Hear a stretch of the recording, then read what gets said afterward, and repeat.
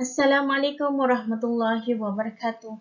Baiklah, murid-murid semua, kita akan teruskan lagi belajar Bahasa Melayu tahun 6, tema 9, Terokai Sains, Terajui Teknologi dan Inovasi, unit 25, Keajaiban Sains, tajuk Bahaya Ribut Petir. Kita akan belajar aspek tata bahasa, standard kandungan 5.1, memahami dan menggunakan golongan kata dengan betul mengikut konteks. Standard pembelajaran 5.1.5, memahami dan menggunakan pelbagai jenis kata adjektif, kata adverba, kata penguat dan kata penegas mengikut konteks dengan betul. Baik, objektif pembelajaran pada akhir pembelajaran murid dapat melengkapkan cerita dengan kata adjektif dan kata penguat dengan betul. Kriteria kejayaan, murid berjaya memahami kata adjektif dan kata penguat, melengkapkan cerita dengan kata adjektif dan kata penguat dengan betul. Baiklah, cikgu harap murid-murid telah bersedia untuk kita belajar bersama-sama. Terlebih dahulu, mari kita memahami apakah itu kata adjektif.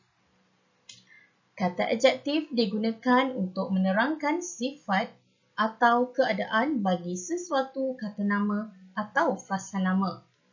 Kata adjektif juga dikenali sebagai kata sifat.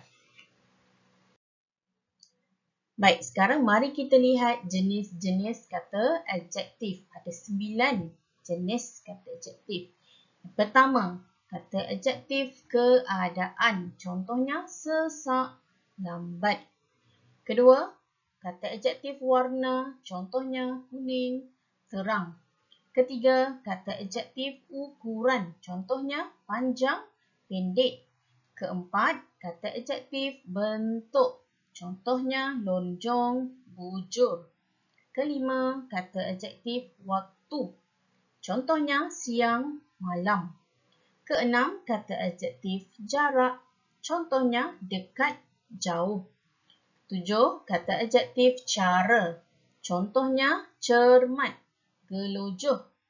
Ke-8, kata adjektif perasaan. Contohnya marah, gembira. Dan yang terakhir, kata adjektif panca indera. Contohnya manis, merdu, busuk, cantik. Jadi ada 9 jenis kata adjektif. Dan sekarang mari kita memahami kata penguat. Kata penguat ialah perkataan yang digunakan untuk menguatkan maksud kata adjektif. Kata penguat boleh hadir sebelum atau selepas kata adjektif. Baik, kata penguat terbahagi kepada 3 iaitu kata penguat hadapan. Contohnya paling, agak, terlalu, cukup, kurang. Kedua, kata penguat belakang. Contohnya sekali, benar, betul, nian.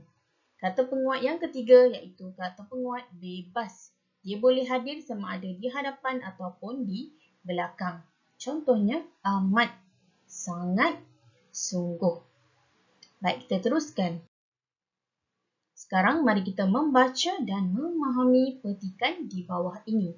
Petikan ini bertajuk Bahaya Ribut Petir. Mari baca bersama-sama. Angin malam yang dingin menderu masuk menerusi tingkap yang terbuka. Sarmila yang sedang berbaring di atas katil bingkas bangun kerana mahu menutup tingkap biliknya. Sewaktu mahu menarik daun tingkap yang terkuak, Sarmila sempat mendongak ke langit. Dalam samar-samar cahaya bulan, kelihatan awan hitam cumulonimbus sedang berarakan. Sekali-sekala panahan kilat menerangi suasana langit malam. Sarmila menutup tingkap. Sarmila kembali ke katil lalu meneruskan pembacaannya. Baiklah, Sarmila membaca maklumat di bawah ini. Ribut petir merupakan fenomena alam yang biasa berlaku di negara kita. Ribut petir ditaktifkan oleh Pertubuhan Kaji Cuaca Sedunia WMO sebagai kejadian nyahcas elektrik secara tiba-tiba yang menghasilkan lintasan cahaya, iaitu kilat dan bunyi guruh. Ribut petir berpotensi untuk menghasilkan hujan lebat, kilat sabung menyambung dan biasanya angin kencang. Di Malaysia, fenomena ini biasanya berlaku sepanjang tahun dan lazimnya berlaku pada waktu petang dan awal senja. Sewaktu kejadian ribut petir, kita perlulah sentiasa berwaspada untuk menghindarkan malapetaka. Hentikan semua aktiviti luar apabila mendengar guruh di langit. Jangan tunggu sehingga berlaku panahan petir barulah kita mahu mencari perlindungan. Apabila kedengaran bunyi guruh, hal ini bermakna bahawa kita berada dalam lingkungan kawasan panahan petir. Petir dapat bergerak antara 16 km hingga 19 km ke hadapan sebelum ribut melanda. Baiklah, maklumat ini merupakan maklumat tentang bahayanya ribut petir.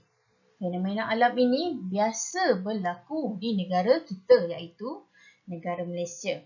Jadi, Pertubuhan Kaji Cuaca Sedunia WMO menakrifkan ribut petir ini sebagai kejadian nyahcas elektrik yang berlaku secara tiba-tiba dan menghasilkan lintasan cahaya.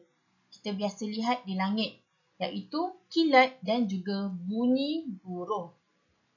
Jadi ribut petir ini berpotensi untuk menghasilkan hujan lebat. Selain itu akan ada juga kilat yang sabung menyambung dan lazimnya bersama dengan angin kencang secara tiba-tiba.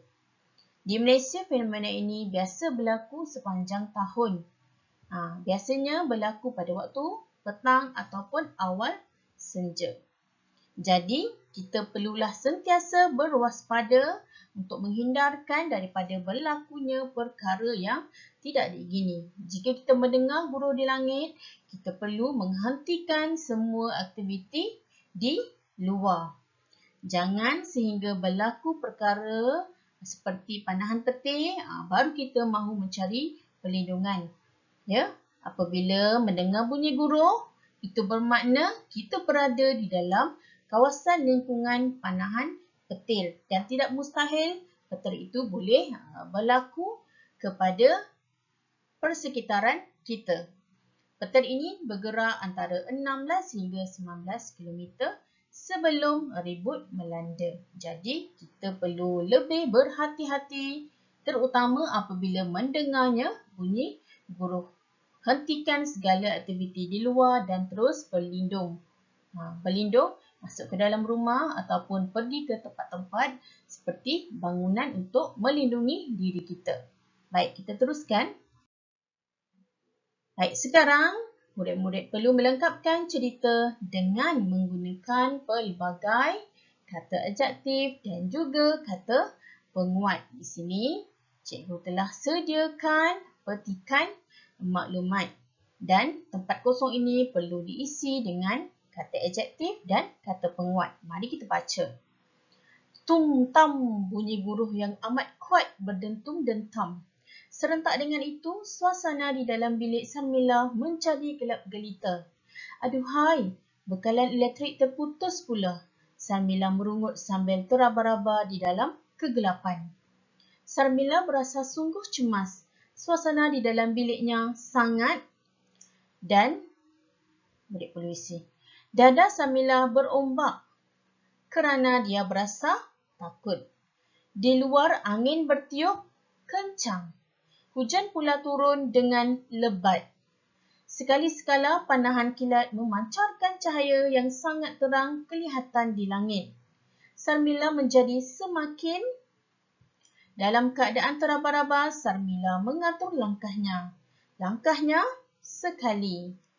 Dia mahu mencari lampu suluh yang disimpan di dalam almarinya.